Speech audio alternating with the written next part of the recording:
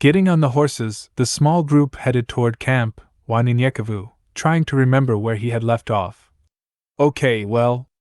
Oh, we come to the Sumerians, Babylonians, and Ethiopians who were black people. Wanyenyekevu stopped for a moment as he looked at the other men. I'm sorry, if you want to go ahead, it's all right. They shook their heads and listened attentively as well.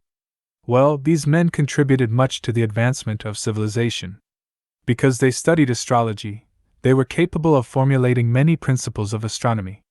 These black people were so intelligent that they could divide the years into months, weeks, hours, minutes, and seconds. In mathematics, they developed the decimal system.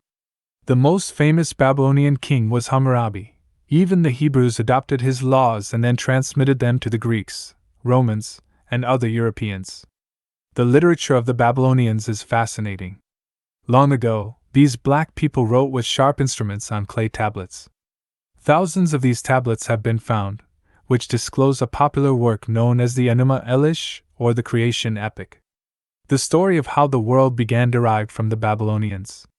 After the dispersal of humanity at the Tower of Babel, the Black Hamites migrated toward the east, south, southwest, and west.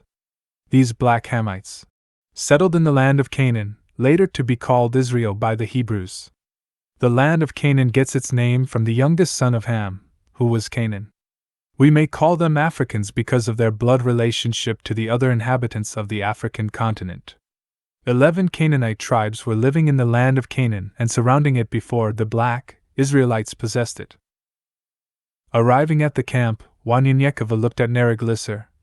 Now, the next time we have time to talk, I want you to tell me something about our history and also tell me something that happens in history outside of the Torah. Giving Neriglissar his tablet. Take this. I'll get another one from Jonathan or Elisha. Let's say in 2 weeks or so, but right now, I need to do a few things, before I see about our friends that just arrived. 3 hours had passed since Wanyenyekevu had seen Raphael and his family, and he figured they were well rested and should have eaten by now. Wanyenyekevu knocked on the entrance and walked into the tent once greeted. Seeing Raphael and his family, all were asleep except Raphael and his son Jamie, but he could tell it wouldn't be long before they would sleep.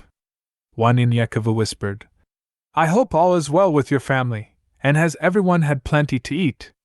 Raphael replied, All is well, and we thank you for your hospitality. Wanyenyekevu smiled. No problem. I see you, and yours are tired and sleepy. Please take your time and make yourself at home.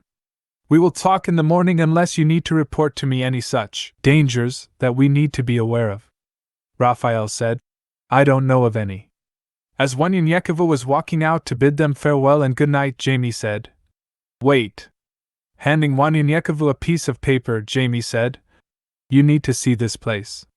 Because many people dressed like you are sent there by the hundreds, maybe even the thousands, every month on a spaceship. It usually comes in the middle of the night, but there was once when it arrived during daylight.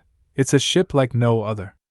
The ship is a metallic gray that would rotate from 0 to 180 degrees back to 0, then quickly rotate to 360 degrees and repeat this sequence.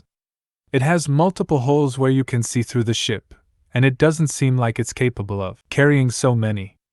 The key code to get past the large shutter doors hidden in the lakes is on that paper. Wanyenyekevu looked down at the paper and read the numbers aloud. 020466 DDP. Jamie continued, There's an invisible walkway south of a red-painted boulder near the lake, northwest of the city of Ciudad Cuauhtémoc, Chihuahua, Mexico. It's heavy guarded by Abenians with about 3 or 4 uplink satellites on the far southeastern roof. Wanyenyekevu was curious. My people? He said. Jamie said. Are you not Wakatilians? Wanyenyekevu, with a peculiar look. Well, yes, I am. Only thing. Jamie said. I never heard them speak English.